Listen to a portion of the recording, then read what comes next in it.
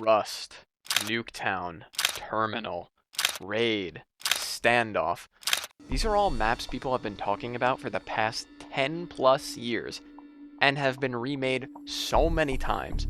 But what about a map like Mission? Do you remember this absolute gem of a map from Modern Warfare 3?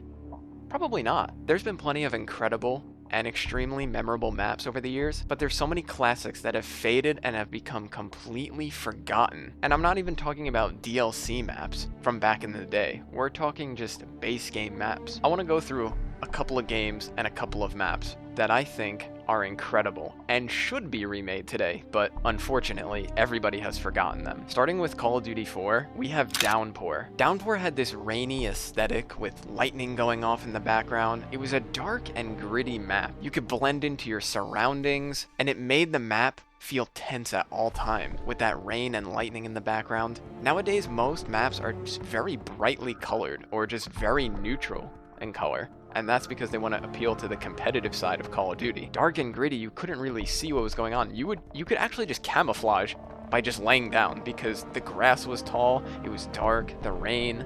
Those maps were interesting to look at.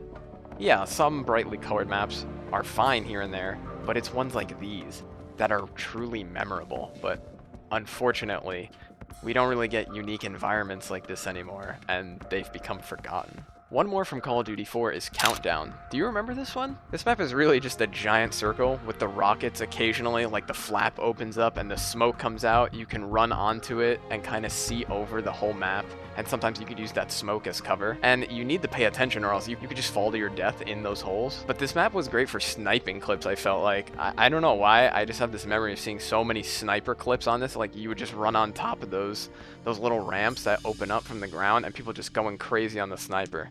Or you have an M16 and you're just bursting people in 360 directions all around the map. Now to move on to Call of Duty World at War, and I'm picking one map from this game, and it's Airfield.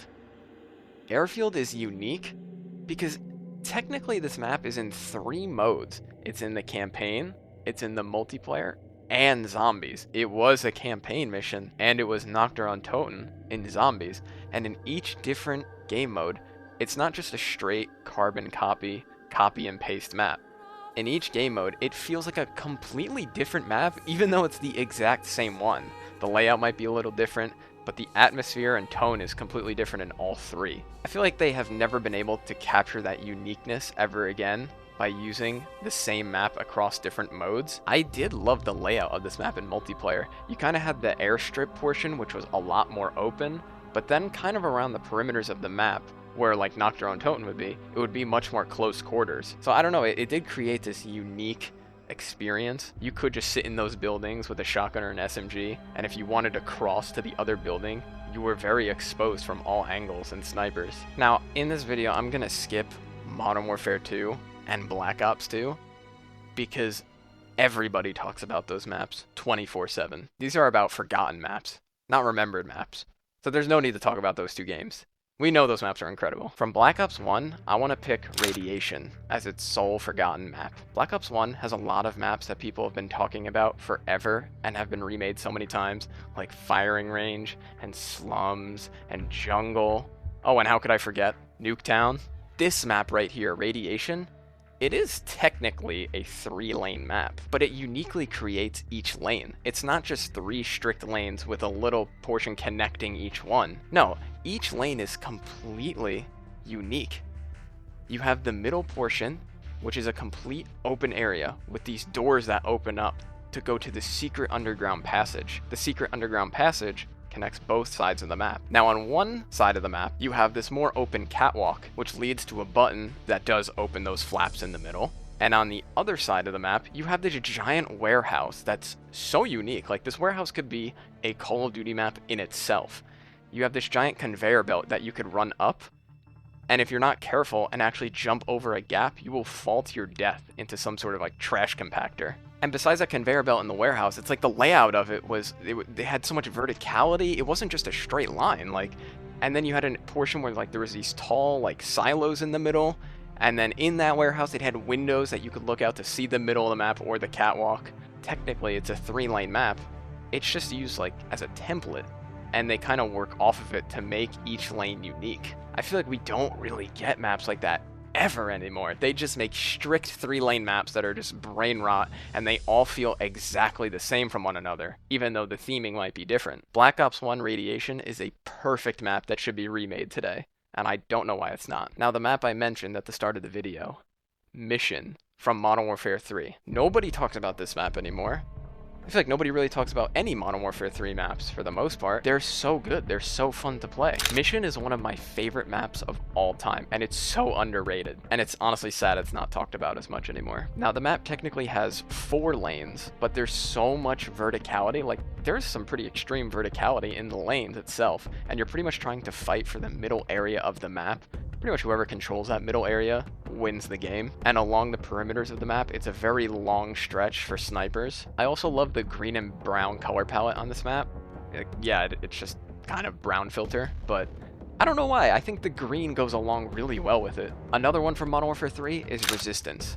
Now, this is a fairly simple and basic style map, more akin to our traditional 3-lane maps, although it's definitely way less strict than modern Call of Duty maps. But I love the theme of this map. This is designed from a real place in Paris. Like, they used to do this all the time, I feel like, but they never do anymore. Just purely the look of this map is so satisfying, and the layout plays out so well with pretty much any class of weapon. You can use any playstyle on this map and have fun. Now, one final map from Modern Warfare 3 I want to pick is Seatown. This map might seem somewhat large, but the way it's designed, it wants everyone to funnel to the middle portion of the map. This middle square, that's like a village area. Around the perimeters of the map is very long range for assault rifles or snipers, but once you get to this middle portion, which is where all the action is, it's so chaotic with SMGs and shotguns, and there's so much verticality and different angles you could shoot someone from. You could just throw a smoke grenade in the middle with a shotgun and be literally unstoppable and make everyone hate you. This map also has a really cool color palette. It's just yellow. Simple, I know, but I don't know. I like the color palette of it. It makes it feel very unique. For the final game, I wanted to pick Black Ops 3. I know Black Ops 3, pretty much everyone loves this game and views it very fondly, but I don't think the maps really get talked about that much because we can't really remake them. These maps were designed for that jetpack gameplay of Call of Duty, and if they don't have a jetpack Call of Duty, they simply cannot remake it. And they were designed very specifically for the wall running too. I don't think we will ever have these maps remade unless we get a remaster of Black Ops 3, which I really hope happens one day. I want to start with Combine, which is a very simple and small 3-lane map in Black Ops 3. Even though it is very small and we have this advanced movement with wall running and jetpacks, it doesn't feel insanely fast-paced. I feel like the pace is perfect. It is on the faster side compared to other maps, but it's not overly exhausting. I also love how one of the lanes on one of the sides of the map is purely meant for wall running, so it's kind of a risk to go there. You can get caught with your pants down if somebody's just ready for you to come from the other side, and you could just fall to your death potentially. The theme of this map is also really cool. If you look out off the map, you could just see like a giant sandstorm coming, which you may have never noticed before, but it does look pretty cool. And Black Ops 3 maps are generally more colorful, so I feel like they look pretty nice. I know I said earlier colorful maps are not really my thing anymore, but in Black Ops 3, I think it's okay. Now for the final map of this video, I'm gonna choose Hunted. I just think this map is beautiful. Like, it just looks so good. I don't know what it is. The theme of the map with this giant kind of hunting lodge outdoors and the color palette, like it blends all of these colors, these vibrant colors together so perfectly. And it's just, you know, pretty simple 3-lane map, but it's just the aesthetic of the map that makes it so fun to play on. It's just very visually pleasing. And these are all the maps that I think are completely forgotten in Call of Duty nowadays, and maybe should be remade, but for some reason they aren't. Any map that you have that you think should be remade and has been completely forgotten, let me know in the comments below.